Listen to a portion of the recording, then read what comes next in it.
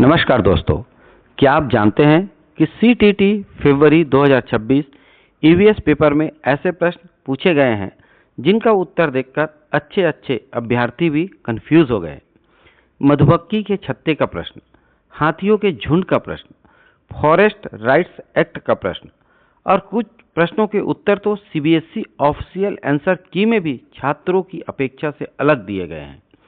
अगर आपने पेपर दिया है या सीटीटी 2026 की तैयारी कर रहे हैं जो सितंबर 2026 को होने वाला है, तो यह वीडियो आपके लिए बहुत ही महत्वपूर्ण है, क्योंकि इस वीडियो में हम ईवीएस के प्रश्न क्रमांक 61 से लेकर 90 तक का पूरे प्रश्नों को करेंगे।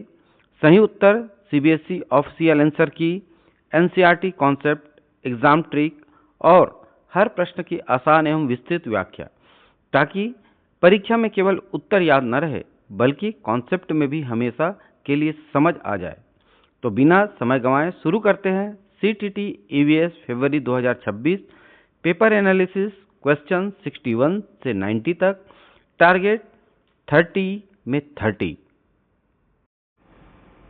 सीटीटी फरवरी 2026 में जो पेपर हुए थे प्राइमरी के लिए, जो कि कक्षा 1 से 5 तक के बच्चों को पढ़ाने के लिए होता है, उस पेपर को देखने जा रहे हैं। इसमें हमने एक पहले भाग में सीडीपी 1 से 30 प्रश्नों को देखा था। अभी हम जो इसके तीसरे भाग के रूप में है, जो 61 से 90 तक के ईवीएस के हैं, उस पेपर को देख रहे हैं। ये पेपर जो है सेट एस है, उसमें से हम देख रहे हैं।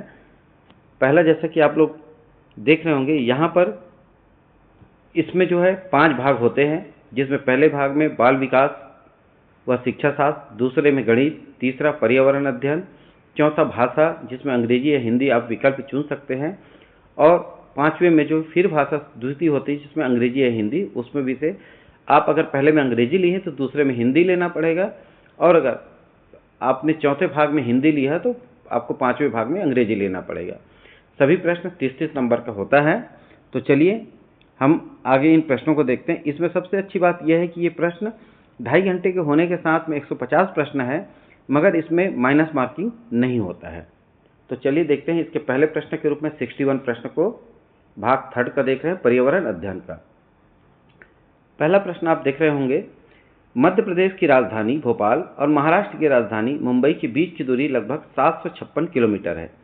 यदि कोई ट्रेन इस दूरी को तय करने में लगभग 14 घंटे का समय लेती है, तो इस ट्रेन की मीटर प्रति सेकंड में औसत चाल क्या है। यहाँ पर चाल पूछ रहे हैं।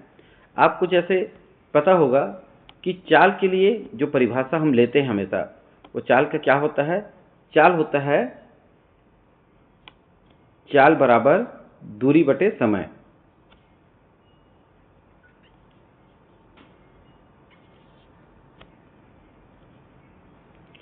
दूरी बटे समय। यहाँ पर दूरी जो दिया हुआ है, आप देख रहे होंगे, दूरी जो दिया है 756 किलोमीटर दिया हुआ है, और जो समय दिया हुआ है वो लगभग 14 घंटे का दिया हुआ है। तो दूरी बटे समय में अगर करेंगे 756 को 14 से अगर डिवाइड करेंगे, डिवाइड करने के बाद में आप 756 बटे 14 को अगर हम डिवाइड करेंगे, तो डिवाइड करने के बाद जो आंसर आएगा, उस आंसर जो होता है हमारा किलोमीटर प्रति घंटे में आएगा। तो किलोमीटर प्रति घंटे में आने के कारण हम उसको, चूंकि किलोमीटर से हम उत्तर यहाँ पे जो देख रहे हैं मीटर प्रति सेकंड में है, इसीलिए मीटर प्रति सेकंड में बदलने के लिए उसको 5/18 से गुना करना पड़ेगा। और अगर ये मीटर प्रति सेकंड में होता और किलोमीटर घंटे में करना पड़ता तो 18/5 से करते। तो 5/18 से करेंगे, या फिर सीधा 756 किलोमीटर को आप 7,56,000 इसको मीटर में चेंज कर ले। 14 घंटों को अगर 1 घंटे में 3600 सेकंड होते हैं, उससे गुना करेंगे, तो इसको अगर हम कैलकुलेशन करेंगे तो इसका उत्तर आता है 15 मीटर प्रति सेकंड। ये उसका उत्तर आएगा, इसलिए इसका उत्तर होगा दूसरा। अगला प्रश्न देखते हैं, प्रश्न क्रमांक 62। घरों की निम्नलिखित विशेषताओं पर विचार कीजिए। लकड़ी के फर्श और लकड़ी की समतल छतें। बी बोलता है, निचली मंजिल में कोई खिड़की नहीं, यह मंजिल जानवरों और आवश्यक सामान को रखने के लिए। सी, ढालू छत व जमीन में से ऊपर उठे पत्थरों के खंभों पर बने। डी, पत्थर, गारा और चूने से बनी मोटी दीवार। अब उसके बाद देते लेह और लद्दाख घरों में पाई जाने वाली विशिष्टता। इसमें से लेह और लद्दाख में जो पाए जाते हैं घर, उसकी इसमें से कौन कौन सी विशिष्टता होती है जो लेह और लद्दाख के घरों में होता है? तो आप जानते होंगे लेह लद्दाख के घर में मोटी दीवारें, लकड़ी की छत तथा नीचे पशुओं के लिए स्थान होता है। तो वैसे ऑप्शन यहाँ पे देखेंगे तो कौन सा है?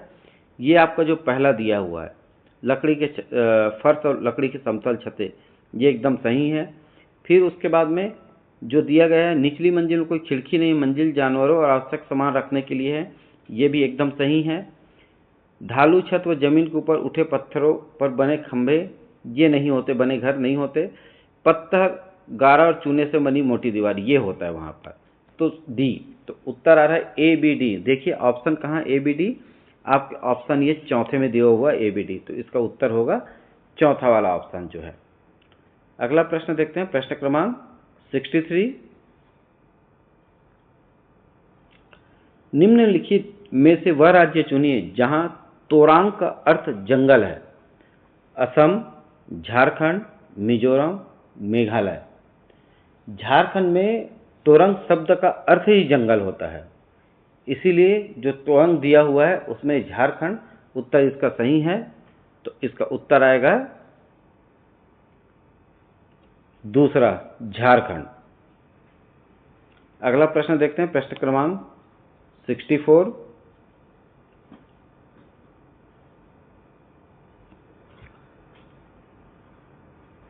में देख रहे होंगे, प्रश्न है निफेंथिस ऑब्लिक घटपर्णी के बारे में नीचे दिए गए कथनों पर विचार कीजिए। ये आपने पुस्तकों में अवश्य पढ़ा होगा घटपर्णी के बारे में। इसमें ऑप्शन ए में देता है, इस पौधे में पत्तियों की आकृति घड़े जैसे होती है और मुंह पर पत्ते का ढक्कन होता है। बी जो ऑप्शन दे रहा है, बी ऑप्शन में देते हैं, ये तो उस पौधे के बारे में जो दे रहा है, ये तो आपने पढ़ा ही होगा कि एक पौधा होता है घटपर्णी जिसको बोलते हैं, पत्तों की आकृति घड़े जैसी होती है इसीलिए उसको घट बोलते हैं, और पत्ते होते हैं इसलिए पर्णी बोलते हैं, घटपर्णी, और मुंह पर ढक्कन होता है। दूसरा, इस पौधे से एक विशेष गंध निकलती है जो कीटों को आकर्षित करती है, ये भी एकदम सही है, ये आकर्षित करती है। फिर अगला देता है, यह लद्दाख और रूस के शीत मरुस्थलों में पाया जाने वाला सामान्य पौधा नहीं, ये गलत है, ये इस जगहों पे इसी विशेष जगह में पाया जाता है, ऐसे नहीं है। डी देता है, यह पौधा छोटे कीट मकोड़ों, मेढकों और चूहों तक को फंसा और खा सकता है, जैसे ही ये सब इन पौधे के मुंह वे उसमें फंस जाते हैं और बाहर निकल नहीं पाते, एकदम सही है ये। तो कौन सा सही हुआ? A B D. नीचे ऑप्शन देखिए कोई है क्या ए बी डी? ये चौथा ए बी डी, तो इसका उत्तर होगा चौथा विकल्प ए बी डी। अगला प्रश्न देखते हैं, प्रश्न क्रमांक 65। कश्मीर में श्रीनगर के घरों के बारे में निम्नलिखित में से कौन सा एक कथन सही नहीं है? प्रश्न पढ़ते समय इस चीज को विशेष ध्यान दीजिएगा कि यहां पर सही है नहीं पूछ रहा है, सही नहीं है पूछ रहा है। तो अब इसमें अगला देख रहे हैं, सही नहीं है। पुराने घर पत्थर, ईंट और लकड़ी से बने होते हैं। दूसरा देता है, कुछ पुराने घरों में विशेष प्रकार की खिड़कियां होती है जो बाहर की ओर निकली होती है, इन्हें डब कहते हैं। तीसरा, डल झील पर हाउस बोट श्रीनगर का एक मुख्य आकर्षण है। चौथा है, श्रीनगर में बहुत सारे परिवार डोंगा में रहते हैं जो पहाड़ी क्षेत्रों में बने होते हैं। अब इसमें से आपको सही नहीं है तो बोल रहे हैं। आपने जो सुना होगा कश्मीर में श्रीनगर के बारे में, घरों में पुराने घर पत्थर, ईंट और लकड़ी से बने होते हैं, ये आप कई बहुत सारे पिक्चरों में भी देखे होंगे। दूसरा जो इनका कहना है कि कुछ पुराने जैसे खिड़कियां जो बाहर की ओर निकली होती इन्हें डब कहते हैं, ये भी एकदम सही है।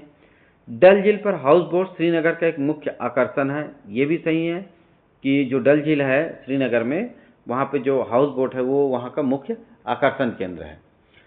चौथा है, श्रीनगर में बहुत सारे परिवार डोंगा में रहते हैं जो पहाड़ी क्षेत्रों में बने होते हैं।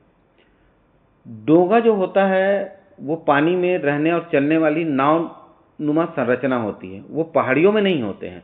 इसीलिए इसका ये चौथा नंबर का जो है वो जो विकल्प दिया हुआ है ये गलत है, इसलिए इसका उत्तर होगा चौथा विकल्प। अगले प्रश्न की तरफ चलते हैं। प्रश्न क्रमांक 66। मधुमक्खियों के छत्ते के बारे में नीचे दिए गए कथनों पर विचार कीजिए। आपने मधुमक्खी के छत्ते के बारे में जो पढ़े होंगे उसको ध्यान में रखते हुए इस प्रश्न को पढ़ रहे हैं उसको देखिएगा आप, ठीक है। क्या पढ़े हैं हम मधुमक्खी के बारे में? मधुमक्खी के बारे में आपने एक सामान्य पढ़ा होगा कि प्रत्येक छत्ते में एक रानी मधुमक्खी होती है तथा श्रमिक मधुमक्खियां वैगन डाल्स द्वारा अन्य मधुमक्खियों को रस के स्रोत की जानकारी देती है और वो रस लाके वहीं पर उस छत्ते पे छोड़ती है, ये उनका मुख्य है। अब यहाँ देते हैं प्रत्येक छत्ते में केवल एक रानी मक्खी होती है जो अंडे देती है, ये तो एकदम सही है, एकदम ही सही है। दूसरा, छत्ते में कुछ नर मक्खी होते हैं जो छत का निर्माण करते हैं, नहीं, ये जो विकल्प है ये गलत है। छत्ते में नर मक्खियां की तुलना में मादा मक्खियों की संख्या काफी अधिक होती है। मादा मक्खियां श्रमिक मक्खियों जिन पर काम होता है बच्चों की देखभाल, ये भी सही नहीं है। डी, श्रमिक मक्खियां फूलों के चारों ओर शहद के लिए रस की खोज में उड़ती है, रस वाले फूलों को खोजने पर विशेष अन्य मक्खियां से जुड़ जाती है, ये एकदम सही है।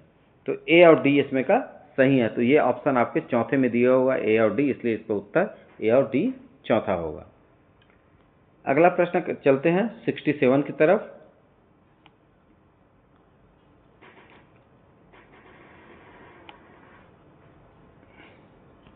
हाथियों के बारे में नीचे दिए गए कथनों पर विचार कीजिए। क्या है हाथियों के बारे में? कोई भी चीज अगर देखिए, सबसे पहले पर्यावरण ईवीएस का मुख्य उद्देश्य क्या होता है? अवलोकन और प्रयोग के द्वारा प्रकृति के बारे में जानकारी प्राप्त करना, यही ईवीएस का मुख्य उद्देश्य है। पर्यावरण का प्रयोग और अवलोकन मुख्य यही है कि प्रयोग कर उसमें कर सकते हैं, अवलोकन करते हुए हमको प्रकृति के बारे में ज्ञान प्राप्त करना है, जिससे हम समाज को, व्यक्ति को प्रकृति के साथ जोड़ सके। ये हमारा ईवीएस पर्यावरण अध्ययन का मुख्य उद्देश्य होता है। तो आपको उससे जुड़े हुए चीजों के बारे में कुछ कुछ जानकारी होनी चाहिए, जिससे ये प्रश्न पूछे जा रहे हैं। इसमें जो हाथियों के बारे में नीचे कथनों पर, तो जैसे ही हाथियों के बारे में कथन, तो आपके पुराने पढ़े हुए ये चीज याद होना चाहिए आपको। हाथी झुंड में रहते हैं और सबसे वृद्ध हथनी जो होती है वो झुंड का नेतृत्व करती है।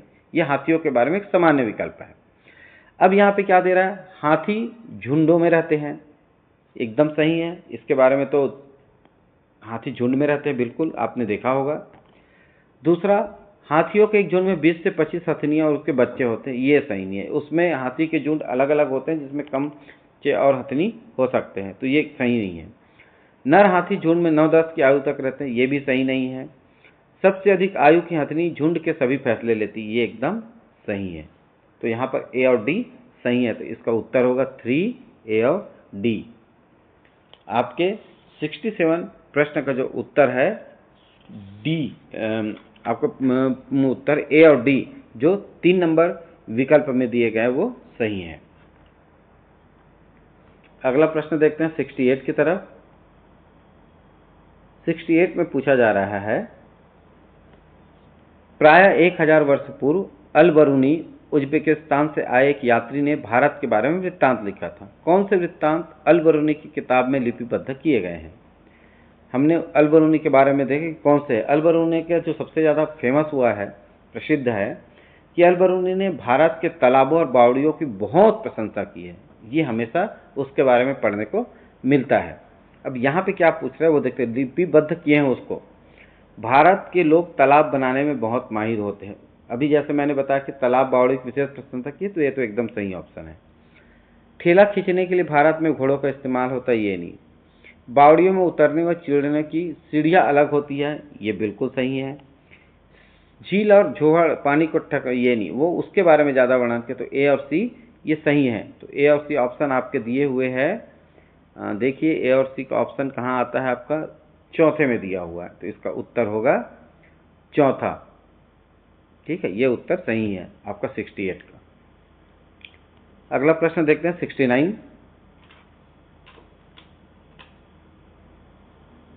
69। जी ये जंगल अधिकार कानून 2007 के अनुसार कम से कम खालिस्तान तक जंगल में रहने से वहां के लोगों को जंगल तथा वहां पैदा होने वाले चीजों पर हक मिल जाता है। ये जो है फॉरेस्ट राइट्स एक्ट के अनुसार 25 वर्ष तक अगर वन क्षेत्र में रहते हैं तो वहां पे रहने वालों को वहां का अधिकार मिल जाता है। तो ये आपका आएगा दूसरा आंसर सही है 69 का 2। अगला प्रश्न है 70। यहाँ पे कथन और कारण दिया गया है, उसमें से हमको सही विकल्प चुनना है। हम अभी जो देख रहे हैं वो प्रश्न क्रमांक 70 है। 70 के प्रश्न को देख रहे हैं जिसमें कथन और कारण दिए हुए हैं। कथन कारण में से आपको विकल्प में से सही कि कौन सा कथन के अनुसार कारण है, ये कारण दोनों मेल करके उसको वो बताना है आपको। अभी कथन है, पशुओं को पालतू बनाने की प्रक्रिया दुनिया के बहुत से भागों में धीरे धीरे चलती रही। ये एकदम सही है। ये अलग अलग जानवरों को अलग अलग समय पर पालतू पशु के रूप में बनाया गया था। कारण, सबसे पहले पालतू बनाए गए जानवरों में भेड़ एवं बकरी आते हैं। ये बिल्कुल सही है, भेड़ और बकरी को ही सबसे पहले पालतू जानवर के रूप में बनाए गए थे। तो इसका ये मतलब है ए और आर दोनों तो सही है, मगर आर ए की व्याख्या नहीं करता है, क्योंकि वो पालतू बनाने के बारे में और ये कौन से जानवर पालतू बने उसकी बात कर रहा है। ठीक है, ए और सही, तो इसका दोनों ए और आर सही है, किंतु आर ए की व्याख्या नहीं करता, इसलिए उसका उत्तर होगा दूसरा। अगला प्रश्न है प्रश्न क्रमांक 71। हड़प्पा के लोगों के द्वारा निम्नलिखित में से कौन सा एक जानवर पाला नहीं जाता था? भेड़, बकरी, भैंस, घोड़ा। हड़प्पा की संस्कृति में कौन सा जानवर नहीं पाला जाता? हड़प्पा सभ्यता में पढ़ेंगे तो घोड़ों के स्पष्ट प्रमाण नहीं मिले हैं। इसका ये मतलब है कि अगर स्पष्ट प्रमाण नहीं मिले हैं तो वो पाला नहीं जाता है, माना जाता है। तो इसीलिए 71 का उत्तर है चौथा, घोड़ा। अगला प्रश्न है प्रश्न क्रमांक 72। भारतीय संघ यूनियन में गत 25 वर्षों में निम्न में से कौन सा राज्य केंद्र शासित प्रदेश बनाए गए थे? 25 साल में राज्य केंद्र शासित प्रदेश के बारे में बोल रहे हैं जो बनाए गए हैं।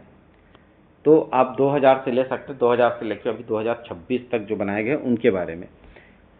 तो 26 में तो कोई भी नहीं बनाए गए हैं, तो आपको 25 तक का ही लेना है। इसमें पुडुचेरी, गोवा, सिक्किम ये पहले के बने हुए हैं, 2000 के पहले बने हुए हैं। तेलंगाना, छत्तीसगढ़, लद्दाख ये है। तेलंगाना, छत्तीसगढ़, ये छत्तीसगढ़ जो है 2000 में बना हुआ है, तो 25 वर्ष बोल रहे हैं, तो उसके अंतर्गत हम इसको हम ले सकते हैं। तेलंगाना, छत्तीसगढ़, लद्दाख ये सही है, तो इसका उत्तर होगा दूसरा। अगला प्रश्न चलते हैं। आपने मशहूर ओलंपिक खिलाड़ी कर्णम मल्लेश्वरी का नाम जरूर सुना होगा। अंतर्राष्ट्रीय मुकाबलों में कौन सी खेल खेलती है? ये ओलंपिक भी लेके आई थी, ओलंपिक मेडल है, वो भी कर्णम मल्लेश्वरी ने जीता है, और ये जीता था भारोत्तोलन में। तो इसीलिए 73 का उत्तर आएगा 3, भारोत्तोलन। अगला प्रश्न है प्रश्न क्रमांक 74, 74 में चलते हैं। प्रश्न क्रमांक 74 में देखेंगे तो मधुबनी पेंटिंग तथा उसके उत्पत्ति के क्षेत्र से संबंधित निम्नलिखित कथनों में से कौन सा कथन सही है, ये बताना है। तो सबसे पहले आपको अगर पढ़े हैं तो जैसे प्रश्न पढ़ते हैं उनके बारे में कुछ पता होना चाहिए कि जो मधुबनी चित्रकला है वो बिहार के मिथिला क्षेत्र की प्रसिद्ध लोक कला है। अब यहाँ क्या दे रहे हैं उसके बारे में कि हमको बोल रहे कौन सा कथन सही है बोल रहे हैं। ठीक है, यह एक पुराने लोक कला का रूप है जिसकी उत्पत्ति राजस्थान से हुई है। बिल्कुल गलत, राजस्थान से नहीं हुई, बिहार से हुई है। दूसरा, बिहार के मिथिला क्षेत्र में ब्रश और नीले रंग का प्रयोग करके ये पेंटिंग जमीन पर बनाए जाते हैं। नहीं, एक ही कलर का उपयोग नहीं होता है। और दूसरी बात, ये जमीन पर बनाए जाते हैं, ये भी गलत है। तीसरा, ये पेंटिंग मुख्य रूप से मुगल कलम संस्कृति प्रभावित है, ये भी नहीं है सही। इस पेंटिंग की उत्पत्ति बिहार के मिथिला क्षेत्र में तथा ये पेंटिंग पिसे हुए चावल के घोल में रंग मिलाकर बनाए जाते हैं। बिल्कुल सही, ये आंसर सही है। ये बिल्कुल सही। तो इसमें विकल्प चौथा जो है ये सही उत्तरों में से है। अगला प्रश्न देखते हैं, प्रश्न क्रमांक 75।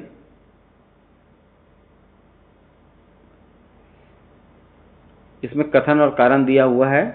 कथन है, घरों की सतह जमीन की गोबर और मिट्टी की घोल से लिपाई की जाती है।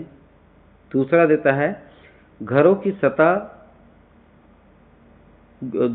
कारण दिया है, घर के अंदर तापमान को नियंत्रित करता है तथा कीड़ों को घर से दूर रखता है। अब इसमें आपको अभिकथन सही है, उसका कारण सही है, दोनों को बताना है। दूसरा कि क्या जो दूसरा है आपका कारण, वो कथन की व्याख्या करता है कि नहीं, कि दोनों गलत है कि दोनों सही है, ये विकल्प आपको देखना है। तो सबसे पहले इसमें जो दिया जा रहा है कि घरों की सतह की गोबर और मिट्टी से घोल से लिपाई की जाती है, ये सही है। दूसरा है, गोबर घर के अंदर तापमान को नियंत्रित, कीड़ों को दूर रखता है, ये भी सही है। तो दोनों ए और आर सही है और आर ए की व्याख्या करता है।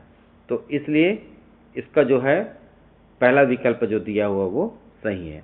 ये हम जो देख रहे थे प्रश्न क्रमांक आपका 75 था। अब चलते 76 की तरफ।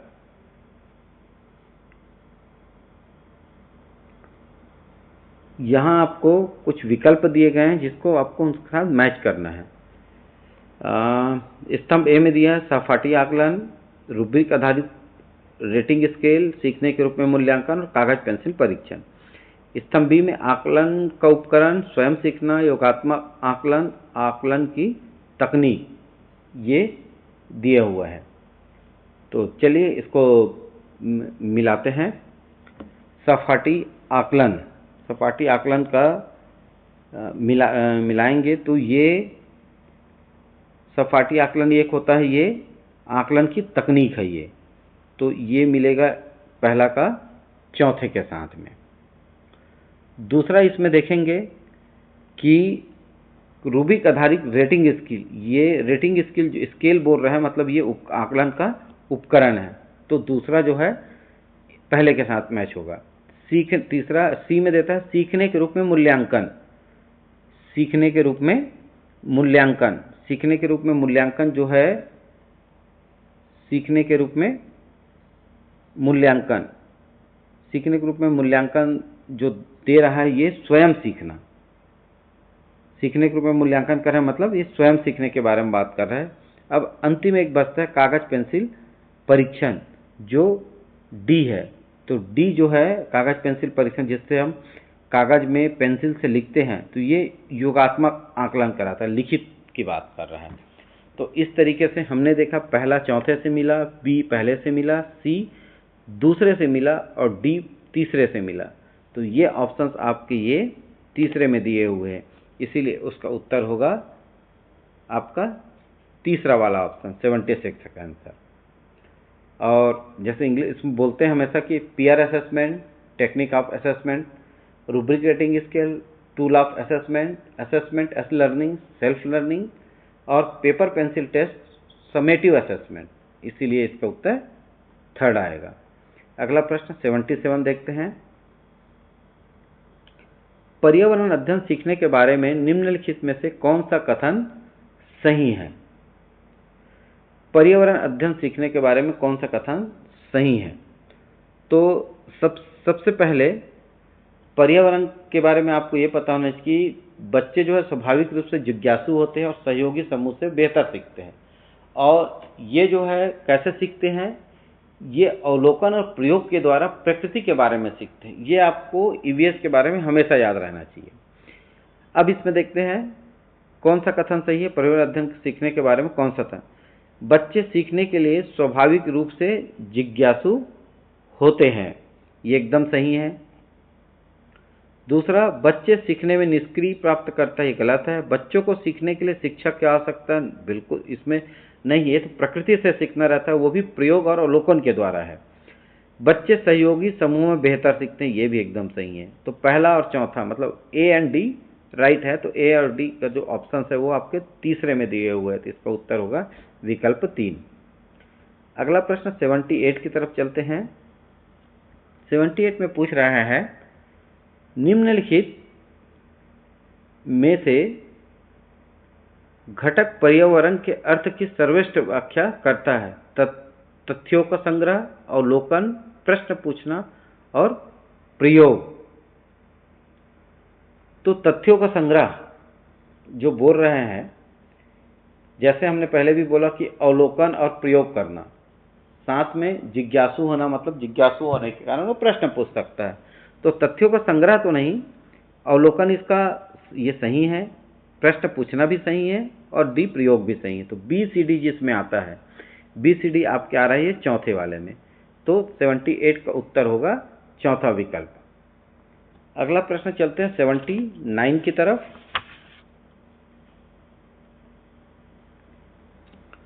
79 में पूछ रहे हैं, एक पर्यावरण अध्ययन शिक्षक के लिए निम्नलिखित में से किसका ज्ञान होना सर्वाधिक महत्वपूर्ण है? पर्यावरण अध्ययन के लिए जो टीचर उसको पढ़ाते हैं, उसको क्या चीज का ज्ञान होना अति आवश्यक है? ठीक है, तो क्या अति आवश्यक है वो हम देखते हैं। पर्यावरण अध्ययन के तथ्य, सिद्धांत एवं नियम, बच्चे पर्यावरण अध्ययन कैसे सीखते हैं, पर्यावरण अध्ययन को कैसे पढ़ाएं, पर्यावरण अध्ययन की अवधारणा और पाठ्यचर्या। अगर जो शिक्षक के लिए जो उसको तथ्य, सिद्धांत, नियम याद नहीं है, मगर अगर उसको बच्चे पर्यावरण अध्ययन कैसे सीखते हैं अगर उसको पता है, तो वो सबसे ज्यादा आवश्यक है। इसलिए 79 का दूसरा जो इसका आंसर होगा। अगला प्रश्न चलते हैं 80 की तरफ। प्रश्न क्रमांक 80। हरलीन ने अपने शिक्षक से पूछा, गुलाब में कांटे क्यों होते हैं? एक पर्यावरण अध्ययन शिक्षक का शिक्षण शास्त्र इस जिज्ञासा के प्रति क्या होना चाहिए? क्या विकल्प 1 में है, उसे बताया कि गुलाब में कांटे उसे जानवरों से बचाने के लिए होते हैं, उसे बताएं कि सभी गुलाबों में कांटे नहीं होते, तीसरा उसे खोजने के लिए कहे कि और किन पौधों में कांटे होते हैं, चौथा उसे जानवर जो कांटे लगे और बगैर कांटे लगे पौधे को बचाते हैं उनका परीक्षण करने को कहे। इसके लिए जो आंसर है वो यही है कि पर्यावरण शिक्षक को उनको अवलोकन के द्वारा सीखने के लिए, बच्चों को अवलोकन के द्वारा प्रयोग करके सीखे, तो उसे जानवर जो कांटे लगे और बगैर कांटे लगे पौधे को चबाते उनके बारे में परीक्षण करने के लिए, मतलब अवलोकन करने के लिए कहा जाना चाहिए। तो इसीलिए इसका उत्तर होगा विकल्प 4। अगला प्रश्न चलते हैं, प्रश्न क्रमांक 81।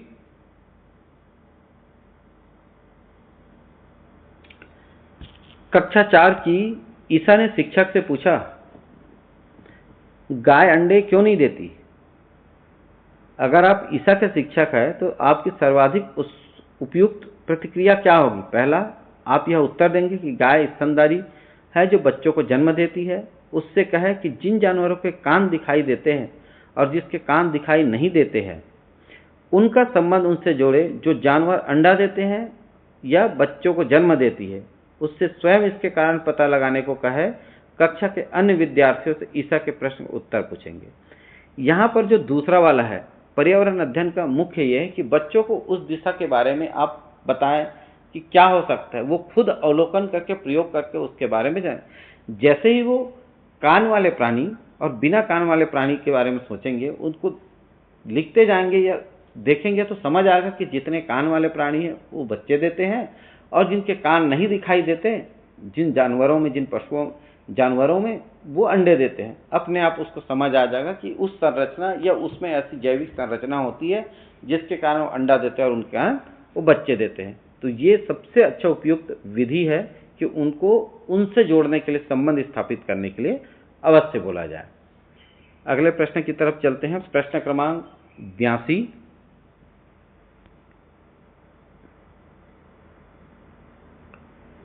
एक पर्यावरण अध्ययन शिक्षक शिक्षण और अधिगम कौशल के रूप में कहानी का प्रयोग करना चाहता है। इस हेतु निम्नलिखित में से सर्वाधिक उपयुक्त क्या है? संदर्भित कहानियां, संदर्भित कहानी बिल्कुल, पर्यावरण अध्ययन में संदर्भित कहानियां उनको उपयोग कर सकता है। लोक कथा है, ये भी सही है। विद्यार्थी के द्वारा लिखी गई कहानियां, ये तो और अच्छे, बच्चे को प्रोत्साहन मिलेगा। डी, आदर्शों पर केंद्रित कहानियां नहीं। आदर्शों पर केंद्रित कहानी, नैतिक शिक्षा आपको नहीं देना, आपको पर्यावरण शिक्षक देना, आप पर्यावरण के शिक्षक है, इसीलिए ए बी सी जिसमें ऑप्शन है वो सही होंगे। तो ये ऑप्शन है आपके चौथे में, तो इसलिए 82 का विकल्प चौथा होगा। अगले प्रश्न की तरफ चलते हैं, 83 की तरफ।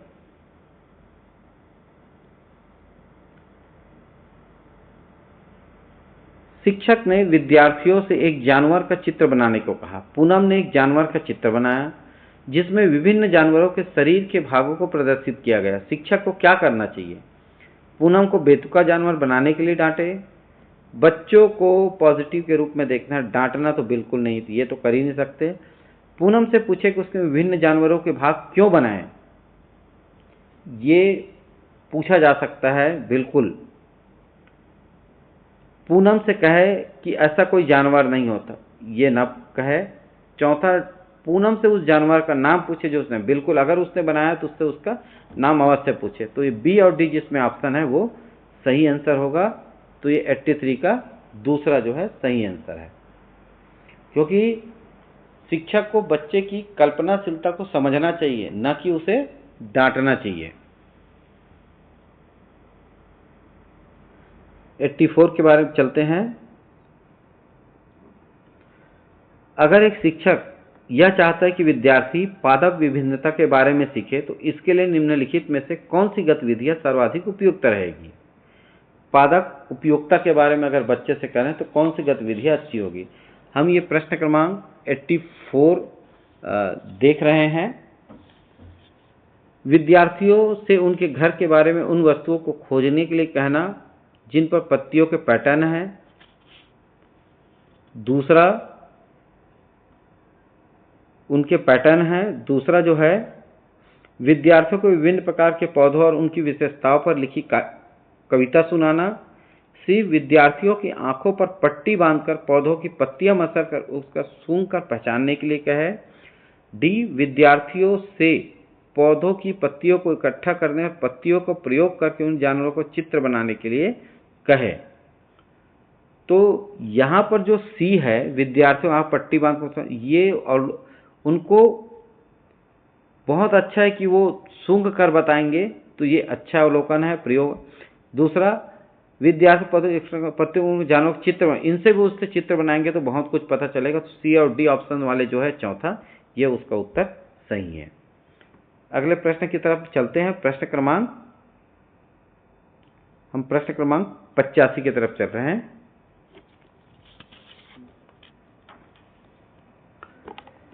निम्नलिखित में से कौन सा तत्व पर्यावरण अध्ययन की प्रकृति की सर्वश्रेष्ठ व्याख्या करता है? स्थापित तथ्य, तार्किक सूचना, अवलोकन, वैज्ञानिक शब्दावली, प्रयोग। तो हम जिसकी बात कर रहे थे कि ईवीएस की प्रकृति अवलोकन और प्रयोग पर आधारित है, तो उसकी प्रकृति, प्रयोग और अवलोकन, तो ये सी और ये ई, सी और ई ऑप्शन जिसमें होंगे वो सही होंगे। ये चौथा दिया है तो इसका चौथा सही आंसर है। प्रश्न क्रमांक 86, निम्नलिखित कथन ए और बी को ध्यान से पढ़िए। एनसीएफ 2005 जानकारी को रटा देने को हतोत्साहित करने की सिफारिश करती है। बी, एनसीएफ 2005 प्रत्येक विषय को तीक्ष्ण घेरे में बनाए रखने के प्रयास को हतोत्साहित करने की सिफारिश करती है। नेशनल करिकुलम फ्रेमवर्क 2005 जो है रटने और विषयों को के कठोर विभाजन दोनों को हतोत्साहित करता है। तो ये जो कह रहे हैं वो दोनों कथन सही है, ए और बी सही है। तो दो ए और बी सही है। ये विकल्प हमारे को दिया हुआ है विकल्प 1 में, तो ये 1 इसका उत्तर होगा। अब चलते हैं प्रश्न क्रमांक 87 की तरफ। चीनू यह जानना चाहता है कि दिन और रात कैसे होता है। चीनू को यह समझने के लिए निम्नलिखित में से कौन सी विधि सर्वाधिक उपयुक्त रहेगी? चित्र के साथ व्याख्या, क्रियाशील मॉडल, पावर पॉइंट प्रस्तुतिकरण या कहानी द्वारा? सबसे अच्छा जो कोई है तो वह है क्रियाशील मॉडल। मॉडल अगर वो बनाएगा तो उनको भी खुद समझ आएगा कि दिन और रात कैसे होता है। इस 87 का उत्तर दूसरा होगा। प्रश्न क्रमांक 88 की तरफ जा रहे हैं। निम्नलिखित कथन ए और बी को ध्यान से पढ़िए। पर्यावरण अध्ययन के अधिगम में कक्षा के बहुसांस्कृतिक स्वरूप को आदर करना चुनौतीपूर्ण है। बी, पर्यावरण अध्ययन के अधिगम में प्रत्येक विद्यार्थी को महसूस होना चाहिए कि उसका समाज, संस्कृति और उसका रहन सहन महत्वपूर्ण है। ये आप जो ए ऑप्शन दोनों ए भी सही है, दोनों ए भी गलत है। ए सही है किंतु बी गलत है। चौथा, ए गलत है किंतु बी सही है। यहां पर अगर आप इस प्रश्न को पढ़ेंगे तो इस प्रश्न के जो दोनों विकल्प दिए गए हैं, जैसे पर्यावरण अध्ययन के अधिगम में कक्षा के बहुसांस्कृतिक स्वरूप का आदर करना चुनौतीपूर्ण है, बिल्कुल सही है। दूसरा, पर्यावरण अध्ययन का अधिगम प्रत्येक को महसूस होना चाहिए कि बच्चा का रहन महत्वपूर्ण है, ये भी तो दोनों सही है। तो दोनों सही अगर कथन है तो वो आपके दोनों ए और बी सही है, तो ये विकल्प ए। तो उत्तर होगा आपके 88 प्रश्न का पहला। 89 प्रश्न की तरफ चलते हैं। 89 प्रश्न में पर्यावरण अध्ययन के लिए शिक्षक अपनी कक्षा में चर्चा का उपयोग करते हैं क्योंकि चर्चा बच्चों में सामाजिक अंतःक्रिया का विकास करती है। बी, चर्चा अंतःक्रिया का विकास करती है, ये बिल्कुल सही है। चर्चा वास्तविक और सार्थकपूर्ण अधिगम में मदद करती है, ये भी सही है। ज्ञान का सार्थक निर्माण तब होता है जब विचारों को साझा किया जाता है, ये भी सही है। चर्चा संवेगात्मक रूप से संतुलित बच्चों के लिए उपयुक्त है, नहीं, ये कथन सही नहीं है। तो ए बी सी सही है। तो ए बी सी जो दिया है वो आपके ऑप्शन 2 में है, इसलिए ऑप्शन 2 सही है। अंतिम प्रश्न चलते हैं इस तीसरे भाग ईवीएस पर्यावरण के। एक पर्यावरण अध्ययन का शिक्षक अपनी कक्षा 3 के बच्चों को विद्यालय के बगीचे में जाने को कहता है और उनके विभिन्न प्रकार की पत्तियों को इकट्ठा करने को कहता है। निम्नलिखित में से किस प्रक्रिया कौशल को शिक्षक बच्चों में विकसित करना चाहता है? तो ये जो प्रक्रिया के बारे में बात करें, ये प्रक्रिया जो कहलाता है ऑब्जर्वेशन एंड क्लासिफिकेशन, मतलब विभिन्न प्रकार की पत्तियों का संग्रह करना, अवलोकन करने एवं वर्गीकरण कौशल विकसित करता है।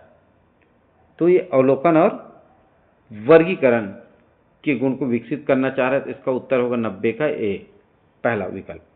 इस तरीके से हमने आज जो प्रश्न है, प्रश्न क्रमांक 61 से 90 तक के प्रश्नों को देखा, जो पर्यावरण अध्ययन से पे ऊपर आधारित था। आपने ये फरवरी 2026 एस सेट में जो आया था, जो कक्षा 1 से कक्षा 5 तक के पढ़ाने वाले बच्चों के जो शिक्षक इस परीक्षा में बैठे थे सीटीटी में, उनके लिए पेपर था। तो इस पेपर के इस 30 प्रश्नों पे आपको इतना पता चल गया होगा कि आपको पर्यावरण से संबंधित जो प्रश्न आ रहे हैं, आपको कक्षा पे आधारित प्रश्न पूछ रहे हैं बच्चों से। ये आपको पुस्तकों में भी नहीं मिल सकता या किसी भी प्रकार से, आपको खुद अपने मनन करके इनके बारे में सोचना होगा। साथ ही आपको अपने साथियों के साथ में भी इस तरीके से प्रश्नों को आपस में चर्चा करना पड़ेगा कि ये अवलोकन क्या है, मूल अवधारणा क्या है, तभी आप इन प्रश्नों को अच्छे से बना सकते हैं। साथ में हमने जैसे पहले आपको बताया है कि किसी एक अच्छे पुस्तक को भी खरीदिए और उनका भी प्रतिदिन अध्ययन करिए, क्योंकि वीडियो देखने के साथ आप पुस्तक को पढ़ेंगे तो वो तथ्य आपके मस्तिष्क में विद्यमान रहेगा, जो परीक्षा के समय आपको बहुत मदद करेगा। और आपके लिए ये 30 में 30 उत्तर लाना कोई बहुत बड़ी चीज़ नहीं होगी, क्योंकि आपका टारगेट सिर्फ एक ही होना चाहिए, सितंबर 2026 में आपको सीटीटी उत्तीर्ण करना ही है। चलिए अगले बार मिलते हैं अगले वीडियो में अगले तथ्यों के साथ में।